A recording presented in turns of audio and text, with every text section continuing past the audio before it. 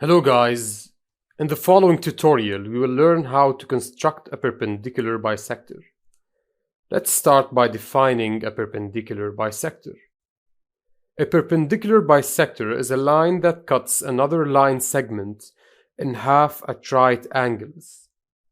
So the perpendicular bisector is a straight line that when intersecting with another straight line segment cuts it in half, meaning that it cuts it into two equal segments while intersecting with the line at a right angle which is equal to 90 degrees.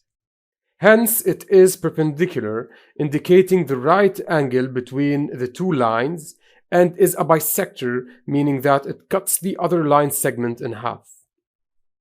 So how can we construct a perpendicular bisector? Firstly, let's draw a line segment. So this is a horizontal straight line segment. Next, we open our drawing compass to more than half the length of the line segment. So here is our compass as viewed from above in a plane view. We pin the needle at the edge of the line. Then we open the compass at more than half the length of the line as shown. Next, we draw the first arc as shown. Then we move the compass to the opposite edge of the line while keeping the same opening of the compass.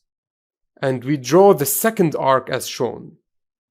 Finally, we draw the perpendicular bisector, which is through the intersection of the two arcs as shown. So from the first point of intersection to the second point of intersection and beyond.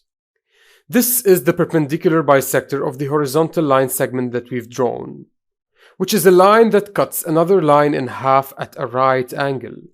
So this angle between the perpendicular bisector and the line segment is a right angle which is equal to 90 degrees, and this part of the line segment to the left is equal to the other part of the line segment to the right.